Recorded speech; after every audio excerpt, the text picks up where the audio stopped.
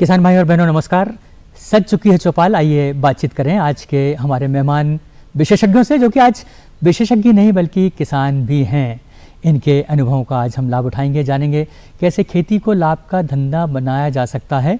हमारे साथ आज भोपाल ज़िले के दो अलग अलग विकासखंडों के दिग्गज किसान, एक मेरे दाईं ओर बैठे हुए हैं श्री जसवंत सिंह दांगी जी।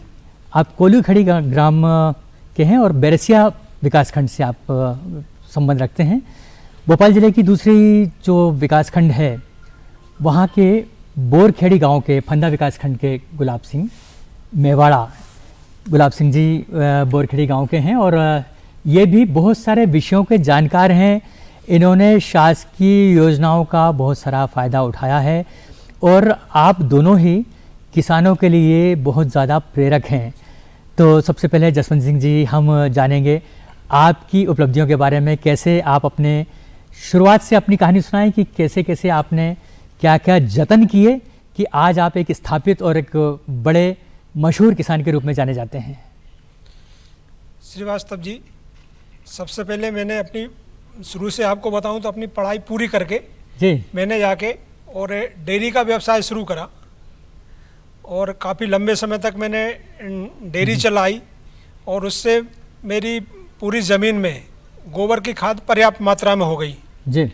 लेकिन फिर कुछ लेबर की प्रॉब्लम की वजह से मैंने डेयरी तो कम कर दी, लेकिन फिर मैंने उद्यान की फसलों की तरफ अपना रुख किया जी। और जो परंपरागत खेती हमारी गेहूं, चना, सोयाबीन की हो रही थी, उससे हटके कुछ रकबे में मैंने अमरूद लगाया। इसमें उद्यान के विभाग की सहायता से मुझे ड्रिप में भी सहायता मिली, पौधे लगाने में मिली और मैंने एक प्राइवेट कंपनी से VNR किस्म का अमरूद लगाया जी, जिसमें दूसरी साल से मुझे उत्पादन मिलना शुरू हो गया। और अभी वर्तमान में मेरे पास में 1 हेक्टेयर में अमरूद की फसल चल रही है। बाकी 1 हेक्टेयर में और अभी लगाया है मैंने, जिसका अभी फसल चालू नहीं हुआ है। और इसमें से मुझे करीब प्रति वर्ष 10 से 12 लाख रुपए प्रति वर्ष अमरूद की खेती में से मेरे 2 एकड़ में से निकल जाता है। अच्छा, आपने अमरूद का जो खेती की, इसके साथ साथ अन्य जो मुख्य फसलें हैं उनकी खेती भी आप कर रहे हैं? नहीं, बाकी ज़मीन में अभी वर्तमान में गेहूं जैसे खड़ा है और जो सोयाबीन की हमारे यहाँ गेहूं, चना की मुख्य फसलें हैं, बाकी ज़मीन में वो कर ही रहे हैं। लेकिन अभी ये 2 हेक्टेयर में मैंने अमरूद का बगीचा लगाया है। जसवंत भाई, आप क्या समझते हैं कि खेती को लाभ का अगर व्यवसाय बनाना है तो हमको एक ही फसल, एक ही तरह का कृषि करने के बजाय कई तरह के हमको संसाधन अपनाना चाहिए, कई तरह की खेती हमको करना चाहिए? नहीं, मेरा मानना ये है कि जितनी भी हमारे पास ज़मीन है उसमें से ज़्यादा नहीं तो कम से कम 25% में जी उद्यान की फसलें लेना चाहिए। आप अमरूद लगा सकते हैं, मेरा VNR है, देसी अमरूद भी अच्छे रेट से बिकता है, देसी अमरूद लगा सकते हैं, नींबू लगा सकते हैं, संतरा लगा सकते हैं। और दूसरा, उसको आपको मुनाफे का धंधा अगर करना है तो रासायनिक खादों से निर्भरता कम करनी पड़ेगी। जी जी। और आपको ऐसे वर्मी कंपोस्ट पे है या आपकी गोबर की खाद है या दूसरी जो दवाइयाँ हैं जो हम घर में बना सकते हैं, इनको बना के उसकी लागत को कम किया जा सकता है। जसवंत भाई, बिल्कुल, हम लागत को अगर हमने कम किया तो निश्चित रूप से हम उतनी बचत तो हम कर ही सकते हैं, है ना। गुलाब भाई भी हमारे साथ हैं, गुलाब सिंह मेवाड़ा, ये भी जैविक खेती के बड़े विशेषज्ञ हैं और साथ में FPO के ज़रिए और विविधतापूर्ण खेती के साथ खेती को लाभकारी बना रहे हैं। हम पूरी कहानी आपके ज़रिए जानना चाहेंगे, गुलाब मेवाड़ा जी। जी सर, मैं 2003 से जो मतलब जैविक खेती कर रहा हूँ, तो एक मतलब नारा था कि आओ बनाए मध्य प्रदेश को बस जैविक राज जी। तो उसमें सर हम जैविक कृषि पे मैं कार्य कर रहा हूँ। तो उसमें जो मैंने 70 समूह बनाया है आजीविका वाली महिला, उनका तो वो महिला आजीविका की जोड़ के जैविक खेती की ओर बढ़ रही है। उन्हीं महिला को मैंने FPO बनाया, खारपी फार्मर प्रोड्यूसर कंपनी लिमिटेड। तो जो मेरे पास 70 समूह की महिला है, वही महिला मेरे FPO में काम कर रही है। और FPO में काम करने के लिए जो मैंने FPO बनाया वो जैविक खेती संबंधित ही FPO बनाया है। और उस FPO में सारी महिला जैविक खेती करके सब्जी पैदा करके वो काम करती। उसके बाद में उनको काम कम लगा तो सर मैंने एक प्रोसेसिंग सेंटर लगाया। तो प्रोसेसिंग सेंटर में ऑयल मिल, दाल mill, flour mill, rice mill, grader, separator अब क्लीनर, सारी कृषि यंत्र है, ताकि किसान खेती को लाभ का धंधा बनाने के लिए किसान जो भी अपने खेत से जैसे चना है, अरहर है, गेहूं है, जो भी निकले वो सीधी मंडी ना बेच के प्रोसेसिंग करके अगर किसान मार्केट में उसको उतारता है तो जैसे चना अगर मार्केट में किसान बेचेगा तो 4.5 और 5 का रेट रहता, अगर उसी का वो दाल बना के बेचेगा तो 70-80 रुपये किलो प्रति दाल जाती। उसके बाद में जो वेस्ट बचता है तो उस वो वेस्ट को भी हमने आजीविका वाली महिलाओं की बैठक करके उसको एक नाम दिया हमने मिक्स मावा, ताकि जो अपना आइल मिल है, आइल मिल में से सरसों की खली निकलती है वेस्ट, मूंगफली का वेस्ट निकलता है, तिल्ली का वेस्ट निकलता है, और जो भी 5 प्रकार की दालें बनती है, चना, अरहर, मसूर, उनकी दाल और इनको मिला के एक मिक्स मावा तैयार किया ताकि किसान अपने डेयरी में उसको वो पशु के लिए उपयोग कर सके। ताकि इसी प्रकार से जैविक खेती की ओर जा रहे हैं हम। अभी मैंने शासन की ओर से हॉर्टिकल्चर से बहुत किसानों को पंजीयन करा के जो एक पिट मिलता है 2800 रुपये का, वो फ्री 50 रुपये के पंजीयन में सभी किसान को दिलवा दिया था। और एक साधारण आम सभा गांव में करके बढ़िया टेंट लगा के सभी महिला को मैंने उद्बोधन में बताया कि आओ बनाए अपन मध्य प्रदेश छोड़ के अपने गांव को जैविक गांव, ताकि महिला अपने पैर पे खड़ी हो और बढ़िया खेती कर सके, और मतलब कम 0 बजट पर खेती कर सके। उसमें जैसे अमृत पानी है, जीवामृत है, 5 पत्ती काढ़ा है, वेस्ट डिकम्पोजर है आदि को सब उसको मिलाकर उस टेंट के अंदर मैंने उनको बताया कि इस प्रकार से अपने को जैविक खेती करना है ताकि खेती अपने लाभ का धंधा बन सके। अब गुलाब सिंह जी, आपने कहा कि आपने महिलाओं को जोड़ा और बहुत सारे समूहों को जोड़ा, तो लगभग ऐसी कितनी महिलाएं आपके साथ जुड़ चुकी हैं और कौन कौन से ऐसे काम हैं जो महिलाएं कर रही हैं और उन्हें लगभग कितनी आमदनी प्राप्त हो रही होगी? जी सर, जैसे 70 समूह बनाए महिला का, तो एक समूह में 12 महिला रहती है जी, 12 महिला रहती है। और उसके बाद में फिर मैंने जो एफपीओ बनाया, कृषि फार्मर प्रोड्यूसर कंपनी, तो सर मैंने उसमें 50% वो महिला ली है और 50% किसान लिया है, तो ताकि महिला अपने एफपीओ में मिलकर काम कर सके।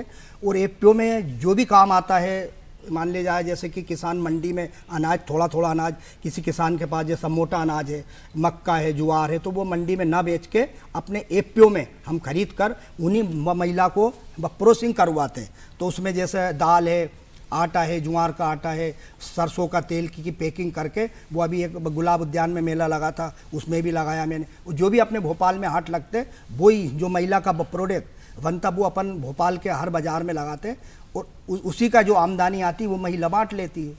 पर ये काम बड़ा कठिन होता है कि ग्रामीण महिलाओं को निकाल कर एक केंद्र तक लेकर आना, उनको तैयार करना, उनको घर गृहस्थी से हटाकर इसके बाद फिर उनको एक मुख्य धारा में लाना, उद्यमी बनाने की कोशिश करना, प्रयास तो बहुत बड़ा है, लेकिन शुरुआत में तो बहुत कठिनाइयाँ आई होंगी। जी सर, हाँ सर, ये भी मैं जैसे हर महीना 15 दिन में मैं एक अपना हाल बना रखा, उसमें मैंने एक बैनर लगा दिया किसान संगोष्ठी। तो मैं किसान संगोष्ठी करता हूँ तो अधिकतर महिला को बुलाता हूँ। तो महिला से भी मैंने बोला कि महिला पर्दा हटाओ, आप अगर पर्दा से अंदर रहोगी तो आपकी कोई सुनने वाला नहीं है। तो महिला को मैंने मंच पे ला के खड़ दी। सर मेरे घर से श्रृंगार मेवाड़ा वो महिला अध्यक्ष है और बस समूह संगठन की महिला भी है। मैंने उससे भी बोला, मैंने कि तू निसंकोच काम कर। तो सर वो आज वो महिला के साथ मंच पर काम कर रही है।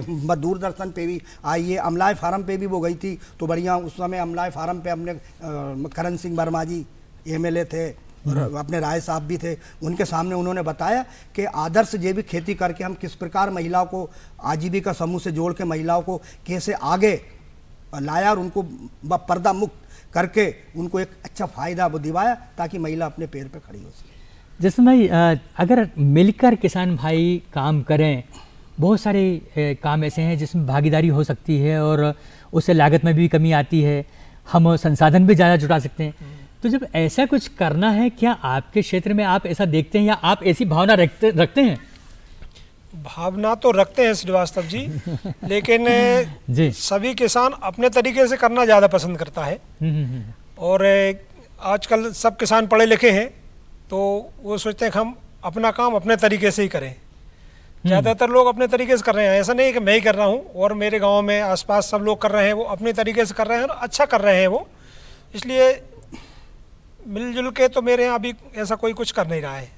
तो खासकर जब बड़े किसान हो जाते हैं तो ज़्यादा अपने आप को आत्मनिर्भर समझते हैं, तो फिर दिक्कत आती है। आत्मनिर्भर भी समझते हैं, और दूसरे आजकल नए नए बच्चे आ रहे हैं तो वो सबकी अपनी अपनी अलग सोच है, सब अपने तरीके से कर रहे हैं और बहुत अच्छा कर रहे हैं वो भी। तो इसलिए ऐसा कुछ अभी नहीं मेरे यहाँ है। अच्छा, परंपरागत खेती से आप जसवंत जी सहमत हैं और आपने खुद भी की है, प्राकृतिक खेती आप कर रहे हैं, जैविक खेती आप कर रहे हैं, तो किस तरीके से ये किसानों की लागत में कमी ला सकती है? कौन से उर्वरकों की मात्रा आपने कम की है और कौन से जो कीटनाशक हैं वो आपने कम करने की कोशिश की है? उर्वरक में तो जहाँ तक अब ग्रामीण क्षेत्र में, कम से कम बैरसिया क्षेत्र में तो पशुधन सभी के पास काफ़ी संख्या में उपलब्ध है, तो उसमें से रासायनिक खादों की उपलब्धता मतलब कम से कम उपयोग कर रहा है आदमी। जितना पहले कर रहा था उससे 50% करने लगा है। अच्छा। हाँ, और बाकी यूरिया की जगह पे भी अभी एक नैनो यूरिया आया है, उसका भी उपयोग कर रहे हैं। दानेदार यूरिया को कम करा है। और जहाँ गोबर की खाद पर्याप्त हो जाती है तो रासायनिक खाद की ज़रूरत अपने आप ही कम हो जाती है। जी जी। और क्या लाभ देखते हैं आपकी, अगर ये जो जैविक खादें आप डालते हैं, प्राकृतिक खादें आप डालते हैं, तो इससे ज़मीन को क्या लाभ मिलता है? नहीं, मेरा अनुभव ये है कि ज़मीन तो उपजाऊ होती ही है, लेकिन जैविक खाद डालने से रोग बीमारियां भी फसलों में कम लगती हैं रासायनिक खाद की अपेक्षा जी। और मिट्टी तो उसकी संरचना में तो बदलाव आता ही आता है, भुरभुरी हो जाती है, उत्पादक क्षमता बढ़ जाती है उसकी, और जो ठोसपन आता है मिट्टी में वो कम हो जाता है। जैविक मिट्टी मुलायम हो जाती है, ये तो ज़रूर है। तो आपका क्या कहना है कि किसानों को अपनाना चाहिए जैविक और प्राकृतिक खेती जो है ये ज़्यादा से ज़्यादा अपनाना चाहिए? नहीं, ये तो इसमें कठिनाइयाँ क्या आती हैं? कठिनाइयाँ तो कुछ है कि एक तो क्या है कि पर्याप्त मात्रा में, जैसे 40 एकड़ का 50 एकड़ का किसान है, हाँ। तो उसके लिए पूरी ज़मीन में जैविक खेती करना थोड़ा कठिन है। इतनी पर्याप्त मात्रा में पशुधन रख नहीं सकता, रखता है तो कर्मचारियों की दिक्कत है, तो इसलिए कुछ ज़मीन में ही कर सकता है, पूरी ज़मीन में नहीं कर सकता है, लेकिन धीरे धीरे करके पूरी ज़मीन की तरफ बढ़ सकता है। अच्छा, एकदम नहीं जा सकता, लेकिन तो एक कदम तो हमको उठाना ही पड़ेगा। हाँ, पहला कदम तो हमको लेना करनी पड़ेगी, इसके बाद ही फिर हम जो है आगे बढ़ सकते हैं और धीरे धीरे। गुलाब भाई, आपके जो अनुभव हैं जैविक खेती को लेकर, कौन कौन सी आपने खादें अपना रखी हैं, कौन कौन सी देशी खादें आपने अपनाई हुई हैं? हाँ, सर क्या है कि मैंने 2003 से जैविक खेती चालू करी। एक बना रहा था उनका, स्वामी विवेकानंद जी का, उनकी अभी जन्म जयंती भी थी, कि घर से निकल जाओ और दुनिया में छा जाओ, और जब तक मत रुकोगे जब तक अपने लक्ष्य की पूर्ति ना हो। बहुत अच्छा। तो सर मैं 2003 से जो चालू हुआ हूँ मैं जैविक खेती में, अभी मेरे पास 4-5 वो पक्के वाले बर्मी पिट है जो केचुआ खाद बनाते।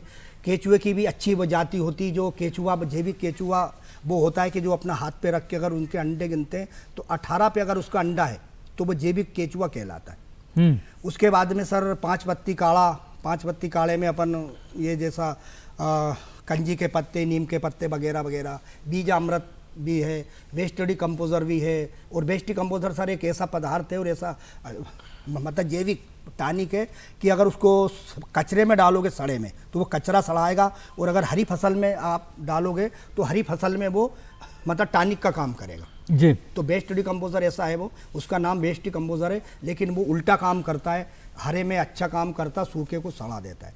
तो वेस्ट डिकम्पोजर है, एक 5 पत्ती काढ़ा है, अमृत पानी है, जीवामृत है, अमृत पानी का एक जैसा मटका वाला भी अलग बनता है। अभी एक हमने एक अच्छा काम किया है, मछली खाद बनाया है सर। मछली खाद एक अच्छा टानिक है, उसको 2 किलो मछली और 3 किलो गुड़ को अपने को करीबन अपने को 55 दिन सड़ाना पड़ता। 55 दिन सड़ाने के बाद में उसको इस प्रकार डालना पड़ता है कि फल फूल आने के पहले आप उसको 4-5 बार स्प्रे कर दो। किसी फसल में कर दो आप, फूल है, फल है, गेहूँ, चना, उसमें बहुत बढ़िया काम करता है। और उसके बाद में अपना रहे हैं हम सर, अभी गाय का गोमूत्र की नाली बना के मटके में इकट्ठा कर रहे हैं। उसके बाद में जो भी वेस्ट कचरा निकलता है उसका भी वेस्ट डिकम्पोजर और केचुआ डाल के उसका खाद बना रहे हैं। उसके बाद में अभी पूरी महिला को मैं बता रहा हूँ कि अपन 10 लाख वाला एक केचुआ खाद वाला पिट लगा रहे हैं, उसमें सभी महिला मिलके काम करें और सभी महिला खाद बनाए। और जो कम ज़मीन वाली है 1 हेक्टेयर वाली महिला, उसको तो मैंने बताया आपको पूर्ण 100% जैविक खेती करना चाहिए ताकि आपको खेती को लाभ का धंधा बना सको आप। गुलाब जी, जो उत्पाद हमको जैविक खेती से मिलते हैं, क्या बाजार में उनको पर्याप्त सम्मान मिल पा रहा है? जी सर, हाँ मिल पा रहा है सर, मिल पा रहा है सर, और एक विश्वास भी होना चाहिए सर। अभी मेरे यहाँ तो हर महीने में 15 दिन में विजिट करने अधिकारी आई जाते सर, और सबसे बड़ी खुशी की बात है अभी मेरे यहाँ विजिट करने बस 10 कंट्री के आए थे। अच्छा। हाँ, 10 कंट्री का आए थे और अपने ICR से अभी बाग से हमारे अधिकारी लेके आए थे कि यार सबसे अच्छा अपन गुलाब भैया के घरे चले। तो मैंने उनको कस्टम हायरिंग प्रोसेसिंग सेंटर, सिवन्या सोशल, अजोला सारा मैंने बताया। तो उन्होंने कि भैया हम किताब में पढ़ रहे थे अजोला, लेकिन आज हमको खुद दिखा कि अजोला क्या है। तो सर क्या है कि उसको इस प्रकार से एक जैविक खेती को लाभ का धंधा बनाने के लिए सारा काम पर्याप्त करना पड़ेगा। और सबसे पहले सर महिला को आगे रखना पड़ेगा, क्योंकि महिला एक ऐसी चीज़ है, अगर किसान के खेत में अगर महिला पैर नहीं रखेगी तो महिला एक लक्ष्मी है। अगर किसान के खेत में सबसे प्रथम अगर महिला पैर रखती है तो वो किसान समृद्ध होगा और वो किसान की आय दुगनी होगी, इसमें कोई शक नहीं। बिल्कुल, बहुत अच्छी बात कही। और आज का हमारा विषय भी यही है कि हम किसानों की आय में वृद्धि कैसे करें, और इसके लिए हम बहुत वैज्ञानिकों के और विशेषज्ञों के अनुभव नहीं ले रहे हैं, हम उन लोगों के अनुभव ले रहे हैं जो ज़मीन पर काम करते हैं, जिन्होंने उसको कर कर देखा है, सिद्धांतों को प्रयोग में बदल कर देखा है। जसवंत सिंह जी, आप तो कृषि यंत्रों का प्रयोग बहुत पहले से कर रहे हैं, आपके पास कई सारे आधुनिक कृषि यंत्र हैं। कौन कौन से यंत्रों का आप प्रयोग कर रहे हैं, और कृषि यंत्रीकरण जो है वो हमारे काम को आसान बनाने और खेती की लागत को कम करने में किस तरह से उपयोगी है? कृषि यंत्र तो मेरा कहना है कि गर्मियों में गहरी जुताई करना चाहिए पिलाऊ चला के, और मैं तो करीब करीब हर साल ही गहरी जुताई करता हूँ। इससे कि मैं एक बार गहरी जुताई पिलाऊ कर दिया तो फिर आपको सोयाबीन बोने से पहले सिर्फ एक ही बार बखर फेरना है, और जो नहीं करते वो कम से कम 4 बार बखर चलाते हैं। तो 4 बार की बजाय एक ही बार में काम हो जाता है। ज़मीन में पिलाऊ चल गया, उपजाऊ हो गई, भुरभुरी हो गई, उसकी जल ग्रहण क्षमता बढ़ जाती है, जिससे बारिश, जहाँ हल्की सी बारिश हुई खेतों में से पानी बहने लगता है। लेकिन पिलाऊ चली ज़मीन में से कम आधी बारिश हो जाती है मौसम की, तब तक खेत में से पानी बह के नहीं निकलता, यानी वो पानी अंदर जा रहा है जी। तो इससे आप एक बार पिलाऊ चला के 5 बखर का काम आपका ख़त्म हो गया, तो आपकी लागत ये ख़त्म हो गई। दूसरे उसमें आपको खरपतवार नाशकों का कम इस्तेमाल करना पड़ेगा। कभी कभी तो बहुत कम खरपतवार होते हैं पिलाऊ चली ज़मीन में, तो आपको खरपतवार नाशक डालना नहीं है, जो कि ज़मीन की दशा को, मिट्टी की दशा ख़राब भी करते हैं और कहीं ना कहीं फसल को भी नुकसान पहुंचाते हैं और अगली फसल को तक नुकसान पहुंचाते हैं। और सीड ड्रिल से बुआई भी तो एक ज़रूरी काम है ना? हाँ, बुआई तो सीड ड्रिल से ही होती है। पर कई किसान भाई ऐसे सीड ड्रिल का उपयोग करते हैं जिसमें कि खाद और बीज अलग अलग नहीं होती, हाँ। वो मिलाकर बोते हैं, तो उसके मुकाबले तो ऐसी ही सीड ड्रिल होना चाहिए ना जिसमें खाद बीज अलग हो। Seed cum fertilizer seed drill का ही उपयोग करते हैं जी। और आजकल तो अब सोयाबीन में भी जैसे अब खरपतवार का बहुत कम उपयोग गया।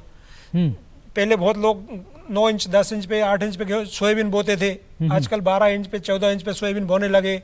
लोग कृषि यंत्रों से खुरपा चलाने लगे, जो बीच में खुरपे का काम बिल्कुल ख़त्म हो गया था, अब फिर से खुरपा लोग चलाने लगे, तो उससे खरपतवार नाशक की ज़रूरत नहीं पड़ती, उपजाऊ हो जाती है, खुरपा चल जाता है, भुरभुरी हो जाती है, तो उसमें फसल बहुत अच्छी पैदा होती है और रोग कीटाणु भी बहुत कम लगते हैं। जी, तो ये यानी कृषि यंत्र सीधे सीधे हमारी खेती हाँ, को बिल्कुल फ़ायदा पहुंचाने वाला होता है। आप दोनों से ही ये विचार मंथन ज़रूर करना चाहेंगे कि ऐसी कौन कौन सी चीज़ें जो अभी हम नहीं कर रहे हैं, हमारे किसान भाई अगर अपना लें तो खेती को हम घाटे से लाभ की ओर ले जा सकते हैं। आप जसवंत भाई, आप ही से शुरुआत करूंगा। क्या कौन सी ऐसी चीज़ें हैं जो अभी किसान भाई नहीं कर रहे हैं और तब जो हैं अगर किसान भाई उसमें अपना लें तो खेती को ज़्यादा अच्छा बना सकते हैं और फायदे का बना सकते हैं? एक तो क्या कृषि यंत्रों का उपयोग, आजकल आधुनिक कृषि यंत्र आ रहे हैं, उनका उपयोग करके और बहुत कम लागत को कम किया जा सकता है। पेस्टिसाइडों का उपयोग भी कम मात्रा में होता है, उनसे ज़्यादा जगह कवर करती है। जैसे अभी लास्ट ईयर एक वो आया था स्प्रे करने के लिए ड्रोन पद्धति आई थी। ड्रोन किया? हाँ, मैंने उसका डेमोस्ट्रेशन लिया था तो उससे आप बहुत कम पेस्टिसाइड को आप ज़्यादा से ज़्यादा क्षेत्र में कम समय में कर सकते हैं। उसकी दवाई की मात्रा भी कम लगती है और टाइमली आपका हो जाता है। उसमें बहुत ज़्यादा ऐसे यंत्रों से कर रहे हैं, ट्रैक्टर से कर रहे हैं, तो उसमें देखना पड़ेगा कि बारिश रुके, फिर ट्रैक्टर चलने लायक ज़मीन में नमी होगी तभी चल पाएगा। लेकिन ड्रोन से ऐसा कुछ नहीं है, आपको 2 घंटे का टाइम भी मिला बारिश में तो आप उससे अपना स्प्रे कर सकते हैं।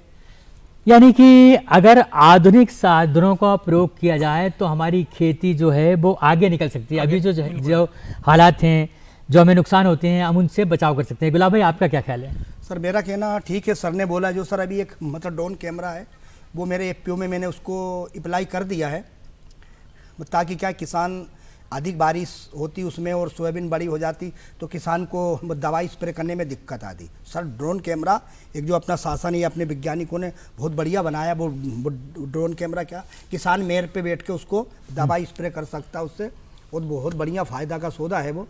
और उसके बाद में सर क्या है, किसानों को आधुनिक यंत्र भी खेती में अपनाना पड़ेगा, जब भी खेती को लाभ का धंधा बनाना पड़ेगा। क्यों, एक सर अभी रोटावेटर आया है, अभी सर हमारे गांव में मैंने अभी कस्टम हारिम लिया था 2019 में, 18 में किसी के पास रोटावेटर नहीं था। हम पर गाँव रोटावेटर के लिए जाते थे तो कोई जिसके पास रोटावेटर था वो बोलता था भैया 15 मिनट चलवाओ चाहो 10 मिनट, पैसा 1 घंटा का लेंगे।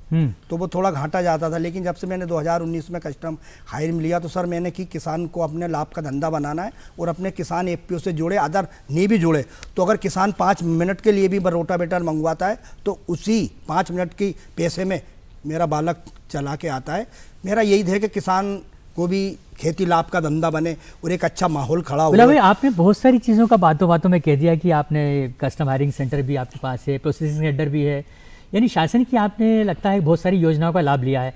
जानना चाहेंगे हमारे किसानों भाइयों को भी बताएं कि आपने कौन कौन सी चीज़ों का लाभ लिया है। हाँ सर, मैंने शासन का योजना का फ़ायदा लिया, प्लस उसके साथ मैंने सर 5000 किसान मेरे पास अभी लिस्ट में हैं। उन्हीं 5000 किसानों को मैंने मिनी स्प्रिंकलर और ड्रिप जल बचाओ पे, क्योंकि मेरा बहुत काम है जल बचाओ, बहुत पे मैं कार्य कर रहा हूँ सर। मैंने 5000 किसान को मतलब जल बचाओ पे मिनी स्प्रिंकलर ड्रिप शासन की ओर से हॉर्टिकल्चर से मैंने फ्री दिवाया है। और उसके बाद में सर मैंने प्रोसेसिंग सेंटर भी लिया, तो मैंने किसानों से बोला कि आप इसमें काम कर सकते हो, कोई भी किसान दाल बना सकता है, उसमें आयल बना सकता है, किसान उसमें जो भी लागत है उसको अपन बांट के काम कर लेंगे, लेकिन किसान उसमें प्रोसेसिंग करके ना बाज़ार में बेच के उसको प्रोसेसिंग करके घर में अपना उपयोग में लेगा तो वो फ़ायदा का सौदा होगा उसको किसान को। तो क्या हम मान सकते हैं कि खेती अब सिर्फ कहने के लिए घाटे का सौदा नहीं है, बल्कि अब लाभ की ओर किसान भाई बढ़ रहे हैं और अच्छा खासा लाभ कमा भी रहे हैं। जो लोग आधुनिक कृषि को अपना रहे हैं, जो शासकीय योजनाओं को अपना रहे हैं और जो आगे बढ़ना चाहते हैं, सबसे पहले अपने अंदर से आत्मप्रेरित हैं आगे बढ़ने के लिए। हाँ सर, मैंने अभी बताया था आपको एक नारा, वही स्वामी विवेकानंद जी वाले कि घर से निकल जाओ और दुनिया में छा जाओ। तो सर वो वाले सिस्टम में किसान को बाहर निकलना पड़ेगा और भाई साहब ने बोला था आधुनिक कृषि यंत्र का उपयोग करना पड़ेगा किसान को। और किसान प्लस एक खेती पे नहीं बैठना चाहिए उसको कि सोयाबीन बो दी, गेहूँ बो दी, जयराम जी नहीं सर, उसको मतलब डेयरी भी होना भी। मेरे पास 1 एकड़ में फल है, आधी एकड़ में अमरूद है, 1 एकड़ में अमरूद है, आधी एकड़ में नींबू है, अनार है, चीकू है, सारे। तो ये सर बाजार में जाएगा, उसके बाद में फसल है, दूध डेयरी है, डेयरी में पैसा आएगा, उसका बेस्ट गोबर निकलेगा, उससे केचुआ खाद बनेगा, वो मार्केट में जाएगा या मार्केट के अलावा अपनी खेती में आएगा। उसके बाद में सर उसको मतलब किसान को 4 पैर से काम करेगा तो किसान खेती को लाभ का धंधा बनाने में कोई शक नहीं है सर। तो निष्कर्ष ये है कि विविधतापूर्ण खेती हो, उन्नत बीज का प्रयोग किया जाए, एक ही फसल पर निर्भर नहीं रहें, उद्यानिकी भी करें, डेयरी भी करें, सामान्य फसलें भी बोएं और प्रोसेसिंग भी करें। और गुलाब भाई बहुत बहुत धन्यवाद आपको इतनी सारी जानकारी के लिए। और जसवंत भाई आपको भी धन्यवाद कि आपने यहाँ पर आकर इतनी सारी जानकारी हमारे किसान भाइयों को दी। विशेष रूप से आपने कहा कि जैविक खाद जो है वो खेती की लागत को कम कर सकते हैं। अगर इन्हीं बातों पर कुछ एक सिद्धांत अगर हमारे किसान भाई पकड़ लें तो निश्चित रूप से बहुत बड़े बदलाव ला सकते हैं। कृषि यंत्रीकरण पर हमारे किसान भाई जो अनुभवी किसान हैं उन्होंने जोर दिया है। आपको भी आगे बढ़ने के लिए जैसे गुलाब जी ने कहा कि घर से निकलना पड़ेगा, घर से निकल पड़िए, खेती को लाभ का धंधा बनाइए और अपनी आमदनी के साथ साथ उत्पादन वृद्धि के साथ अपने प्रदेश को भी समृद्ध कीजिए। इसी संदेश के साथ, इसी निष्कर्ष के साथ आज का ये चौपाल कार्यक्रम का हम समापन करते हैं। आज्ञा दीजिएगा। नमस्कार।